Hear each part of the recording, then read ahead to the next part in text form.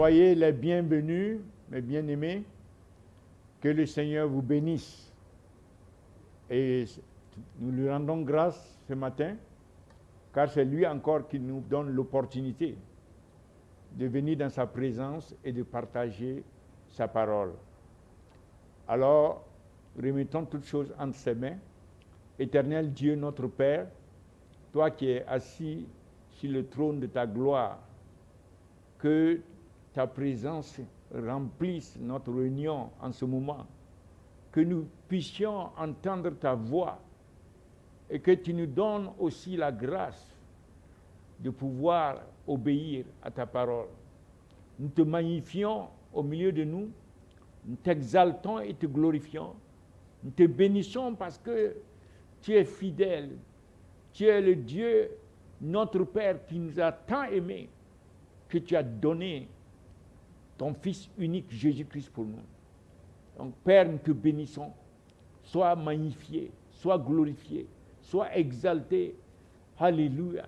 Toi qui es parfaitement saint, toi qui es le Dieu absolument saint, reçois la gloire, reçois l'honneur, reçois la louange, l'adoration, au nom du Fils, au nom précieux de ton Fils, Jésus-Christ, notre Seigneur et Sauveur.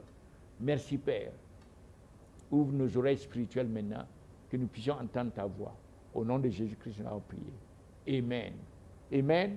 Nous voulons continuer dans ce que le Seigneur est en train de faire. Il est en train de nous amener dans une dimension plus élevée et effective de l'autorité du nom de Jésus-Christ. Et pour ce faire, il est en train de nous parler dans Philippiens chapitre 2, à partir du verset 5 à 11. Nous lisons « Ayez en vous les sentiments qui étaient en Jésus-Christ ». Donc, c'est une instruction de la part du Père que l'Esprit est en train de donner ici, à travers l'apôtre Paul, que nous devons avoir ces sentiments, nous devons avoir les mêmes pensées que Christ, qui était en Christ, l'Esprit qui a animé Christ et qui a fait plaisir au Père, à ce point que le Père l'a souverainement élevé. Nous devons avoir cela en nous. Alors, un des points du fait d'avoir ces sentiments en nous, en plus de sa soumission, de son humilité, de son obéissance, c'est au verset 9, bien sûr, c'est pourquoi aussi Dieu l'a souverainement élevé, l'exaltation de Christ, entré dans la gloire, et lui a donné le nom. Donc, la compréhension de l'exaltation de Christ, la véritable compréhension, est liée aussi à cette autre compréhension que nous devons avoir de ce qui concerne son nom. Et il lui a donné le nom qui est au-dessus de tout nom. Alors ce nom, la compréhension de ce nom, de ce qui est connecté, de ce qui est lié au nom de Jésus, cette compréhension est nécessaire pour que nous puissions réellement comprendre son exaltation. Alléluia. Donc pour cela, nous allons regarder 3 points. Le premier point, c'est que quand Dieu a souverainement élevé Christ, le nom qui lui a été donné, selon Hébreux 1, verset 4, est considéré comme étant le nom le plus excellent, d'un nom plus excellent que celui des anges. C'est-à-dire qu'il n'y a pas sur la terre, bien sûr, on ne parle pas de cela. Même les anges de Dieu au ciel, leur nom ne s'approche pas du nom de Christ. Le nom de Christ est plus excellent que le leur. Alors on ne traite pas avec un nom aussi excellent, on ne traite pas à la légère avec ce nom. On ne doit pas mentionner à la légère ce nom. On ne doit pas avoir une considération légère du nom de Jésus-Christ. La Bible dit dans Exode 20, verset 7, c'est un avertissement. C'est un des 10 commandements donnés à travers Moïse. Tu ne prendras point le nom de l'Éternel, ton Dieu, en vain. En vain. Tu ne prendras point le nom de l'Éternel, ton Dieu, en vain. Cela est clair. Ça, c'est dans l'Ancien Testament. Mais même dans le Nouveau Testament, nous voyons l'apôtre Paul dire dans 2 Timothée 2, verset 19. 2 Timothée 2, verset 19. Ça concerne l'Église directement. Mais c'est la même idée. Néanmoins, le solide fondement de Dieu reste debout, avec ses paroles qui lui servent. Nous continuons. Qui lui servent de sceau. Le Seigneur connaît ceux qui lui appartiennent. Ceux qui lui appartiennent. Et quiconque prononce le nom du Seigneur, qu'il s'éloigne de l'iniquité. Voilà. Donc, mentionner le nom du Seigneur va permettre de faire la part des choses. Le Seigneur connaît ceux qui lui appartiennent. Et ceux qui lui appartiennent ne doivent pas mentionner le nom du Seigneur. Cela a à voir avec le nom du Seigneur. Et ils ne doivent pas le mentionner dans l'iniquité, qu'ils s'éloignent de l'iniquité. C'est une instruction apostolique qui est fondamentale pour l'Église. Ça veut dire, dans notre conduite quotidienne, dans notre vie spirituelle, nous devons donner une considération spéciale, excellente, au nom de Jésus-Christ, au nom du Seigneur Jésus-Christ, que le Père a exalté, et nous aussi nous devons l'exalter, et nous l'exaltons aussi lorsque nous ne prenons pas son nom en vain. À quoi sert de déclarer le nom du Seigneur? Cela est facile. Si dans la conduite, nous nous conduisons dans l'iniquité. L'iniquité, c'est-à-dire, le Seigneur est Seigneur et il veut que nous allions de cette manière, que nous marchons de cette manière, que nous soyons conduits par l'Esprit, que nous n'accomplissions pas les œuvres de la chair. Mais nous choisissons, bien que nous le mentionnions, Seigneur, nous choisissons de marcher de notre manière, la manière dont nous on veut. Ça, c'est par nos propres voies, pour nos propres ambitions, etc. Ça, c'est l'iniquité. Alors, de ce fait, prendre le nom du Seigneur en vain, c'est un acte. Ce n'est pas seulement la déclaration. Il y a un acte que nous posons. Cet acte est inconsistant, n'est pas dans une suite logique avec la mention de son nom. Pourquoi? Et nous allons voir les raisons. Lorsque les actes que nous posons ne sont pas consistants avec la déclaration de Jésus comme Seigneur, nous sommes en train de poser des actes qui démontrent que nous prenons le nom du Seigneur en vain. Et nous allons regarder alors 4 points qui montrent et qui attirent notre attention que nous devons avoir foi en ce que ce nom représente.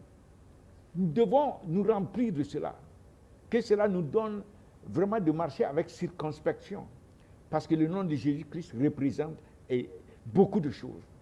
Et parmi tout ce que le nom de Jésus représente, donc nous avons choisi 4 points. Le premier, c'est que le nom de Jésus,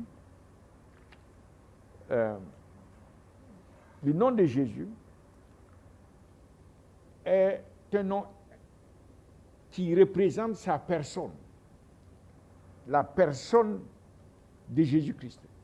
Alors dans le psaume 91, verset 14, il a dit, puisqu'il m'aime, je le délivrerai, je le protégerai, puisqu'il connaît mon nom. Alors aimer la personne de Dieu, aimer Christ, c'est aussi connaître son nom, c'est aimer. Quand on aime son nom, c'est sa personne que nous aimons. Quand on aime Jésus, on aime le nom de Jésus, on proclame le nom de Jésus, on est en train de proclamer notre amour pour la personne de Jésus. Donc, il faut que cela soit une réalité dans notre cœur, que nous aimons Jésus-Christ lorsque nous déclarons son nom. Déclarer le nom de Jésus sans cet amour pour la personne de Jésus, nous déclarons ce nom vide. Nous déclarons ce nom en vain, parce qu'il n'y a pas cet amour pour la personne. Donc ça, c'est le premier point. Le deuxième point, c'est que quand nous déclarons le nom de Jésus, nous devons savoir, selon Exode 33, 19, nous devons savoir que nous sommes en train de déclarer son caractère. Le nom de Jésus représente son caractère. L'Éternel répondit lorsque Moïse cherchait à ce qu'il lui montre sa gloire, etc. Finalement, l'Éternel répondit à Moïse et lui dit, je ferai passer devant toi toute ma bonté, je ferai passer devant toi toute ma bonté, et je proclamerai le nom de l'Éternel devant toi, le nom de l'Éternel. Cette proclamation du nom de l'Éternel consiste à montrer, déclencher sa grâce à qui il veut. Lorsque l'Éternel veut montrer son nom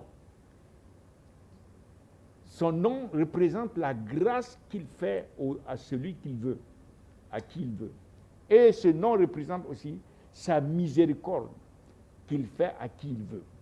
Donc le nom de l'Éternel, le nom de Christ, représente la grâce qu'il a amenée, la miséricorde de Dieu qu'il a apportée pour nous, pour les âmes. Le nom de Jésus représente la vérité qu'il a apportée. Alléluia. Donc ça représente le caractère de Christ, l'amour de Christ. Le nom de Christ représente cet amour, sa vérité, son caractère. Donc nous devons faire attention que nous ne devons pas dire ce nom pendant que nous marchons dans un autre caractère. Le caractère dans lequel nous marchons doit être consistant avec le caractère de la personne de Christ. Parce que le nom représente sa personne, ça représente son caractère. Et le caractère de Christ est exprimé, selon Galates 5, verset 16, que nous puissions marcher par l'Esprit et ne pas accomplir les œuvres de la chair. Et produire dans cette marche les fruits de l'Esprit, l'amour, la joie, la paix,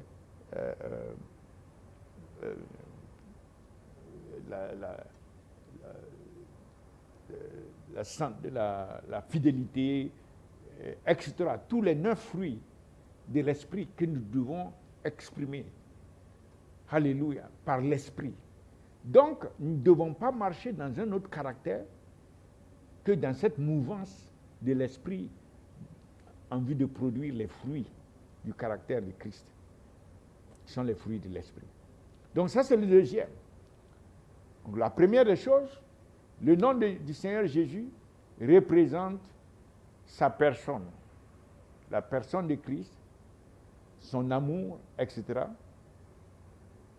Et l'amour que nous avons pour lui, le nom du Seigneur Jésus-Christ doit représenter. Le nom du Seigneur Jésus-Christ doit exprimer, lorsque nous mentionnons ce nom, le caractère, notre caractère.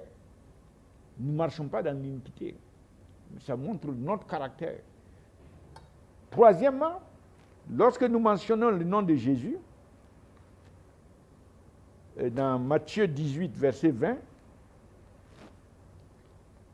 le nom du Seigneur Jésus-Christ représente sa présence. Cela veut dire, car là où 2 ou 3 sont assemblés en mon nom, je suis au milieu d'eux. Je suis sa présence au milieu d'eux. Donc, nous devons comprendre que lorsque nous mentionnons le nom de Jésus, en fait, le Seigneur Jésus-Christ arrive dans le lieu où nous avons manifesté le nom. Nous avons exprimé le nom.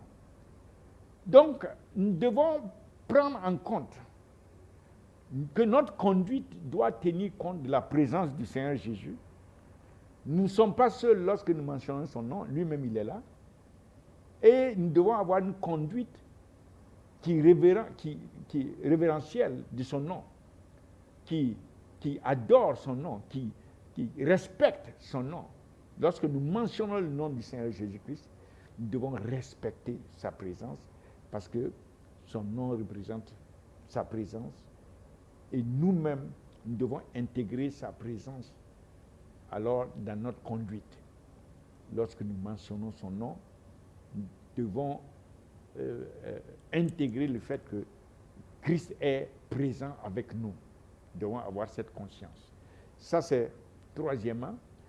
Mentionner le nom de Jésus, non pas en vain, mais d'une manière consistante avec le fait qu'il est notre Dieu et notre Seigneur, veut dire, le quatrième point, veut dire que le nom représente sa mission.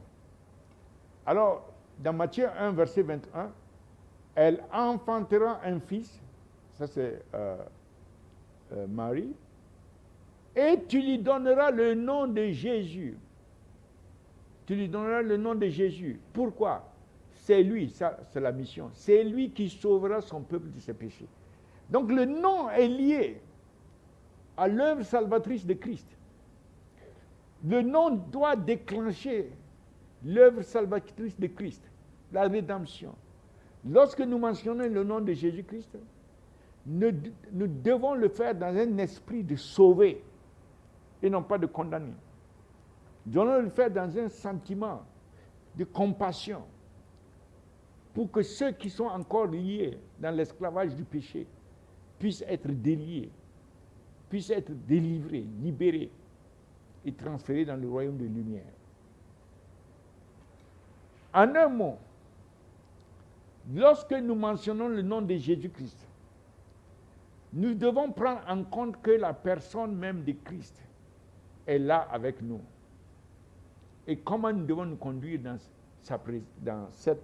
en face d'une telle personne? Avec quel esprit d'excellence nous devons mentionner, et étant conscients que le Seigneur Jésus est là avec nous. Ça, c'est le premier. Nous avons déjà développé tout ça en résumé. Deuxième, cette personne qui vient, parce que nous mentionnons le nom, cette venue déclenche aussi la manifestation de son caractère.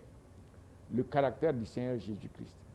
Le caractère de grâce, plein de grâce, de vérité. Le caractère d'amour. Le caractère de miséricorde. La miséricorde du Seigneur. Alors, nous devons avoir cela en pensée, dans nos cœurs.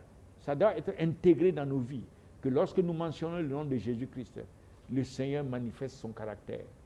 Alléluia. Et troisièmement, sa présence. Lorsque nous mentionnons, non seulement sa personne est là, son caractère se manifeste, mais aussi sa présence. La présence du Seigneur Jésus-Christ se manifeste à travers nous. Donc nous ne devons pas prendre à la légère le nom du Seigneur Jésus-Christ. Et lorsque nous mentionnons finalement le nom du Seigneur Jésus-Christ, nous devons le faire dans un esprit d'apporter le salut, d'apporter la délivrance. C'est pourquoi en son nom, nous devons chercher à opérer la délivrance. Car lui, il vient en personne, il vient manifeste son caractère d'amour et autres, il vient, sa présence puissante, il vient accomplir sa mission. Donc c'est un package qui se trouve dans le nom. Et nous résumons cela tel que l'apôtre Pierre l'a résumé dans Actes chapitre 4, verset 12. L'apôtre Pierre a dit, il n'y a de salut, sotério, salut, c'est un package. Salut de l'âme, la délivrance, la guérison, la paix, etc. Il n'y a de salut en aucun autre. Car, regardez comment l'apôtre Pierre a lié cela au nom. Car il n'y a sous le ciel aucun autre nom. Donc, encore le nom est lié à la personne et à tout le package qu'il apporte sur la terre. Car il y a sous le ciel aucun autre nom qui a été donné parmi les hommes par lesquels nous devions être sauvés. Il n'y a pas d'autre nom. Donc, l'unicité, la suprématie, l'impact pour notre destinée éternelle de ce nom-là et tout ce que ça contient fait que nous devons méditer sur tout ce qui a rapport avec le nom de Jésus et avoir une révérence de ce nom et serrer ce nom dans nos cœurs afin que lorsque nous exprimons ce nom, nous sommes en fait en train de déclencher la présence de la personne. Nous amenons la personne dans la scène en déclarant son nom. Nous déclenchons la manifestation de son caractère, son amour, etc. à travers nous. Nous déclenchons sa présence, glorieuse, sa présence lumineuse, sa présence d'amour. Nous déclenchons sa présence salvatrice, sa mission. Nous activons sa mission. Lorsque nous déclarons le nom du Seigneur Jésus-Christ, sa mission est activée. Alléluia. Et il n'y a pas d'autre nom par lequel nous puissions avoir tout ça que le nom de Jésus-Christ. Alléluia. C'est pour cela que nous ne devons pas prendre ce nom en vain. Le Seigneur Jésus lui-même, il a insisté quand il parlait du Père. Il dit, lorsque nous prions, commençons par ça. Que ton nom soit sanctifié. Notre Père qui est dans les cieux, que ton nom soit sanctifié. Il en est de même. C'est une révélation pour le nom, maintenant aussi du nom de Jésus lui-même. Le nom du Seigneur Jésus doit être sanctifié, mis à part, élevé, exalté. Nous ne pouvons pas comprendre pleinement et avoir une véritable compréhension de son exaltation sans intégrer le fait que le nom est connecté à cette exaltation. Cette exaltation, il y a une connexion avec un nom. Et c'est cette connexion aussi que nous devons maintenir avec l'exaltation de Christ. Ça ne doit pas être dissocié. Alléluia. Gloire à Jésus. Alors prions.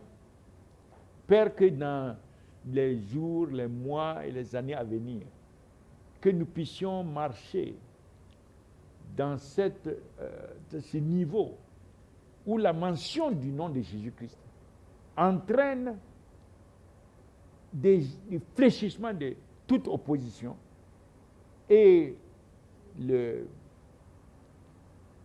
fait que les opposants, les adversaires, toute langue en fait, déclarent la vérité que toi tu as établie, que ton Fils est Seigneur.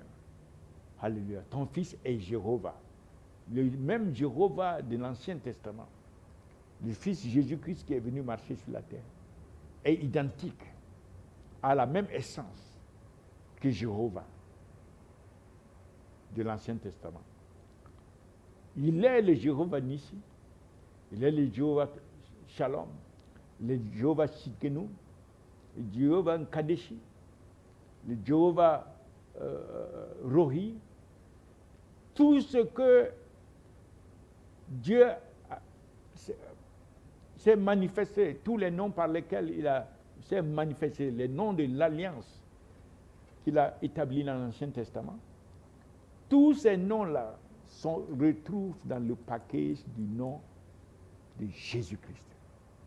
Il est notre, tout ce que Jéhovah était et est. Il est. Alléluia. Père, que nous puissions rentrer dans cette dimension où nous déclenchons à la mention du nom des transformations dans les cieux, sur la terre et sous la terre. Qu'il y ait des bouleversements. Que tout ce qui essaie de s'élever contre la connaissance de Christ soit renversé. Que les genoux fléchissent. Que les adversaires viennent à connaître son nom, à connaître qui il est. Que sa personne se manifeste et que sa présence, puissante présence de feu et aussi d'amour, se manifeste, de sanctification. Que son caractère soit connu, l'unique, le véritable, l'amoureux de nos âmes. Alléluia. Le Seigneur de paix, le Prince de la paix. Que lorsque nous mentionnons son nom, la mission soit activée, que les âmes soient sauvées, les captifs soient libérés, les malades soient guéris, à la mention de son nom.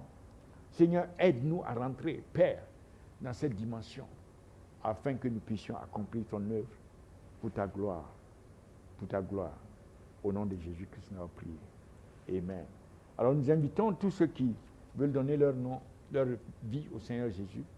Dites seulement, Seigneur Jésus, je reconnais que je suis pécheur, mais aujourd'hui je me repens de tous mes péchés et je te demande de me pardonner et de me laver par ton sang.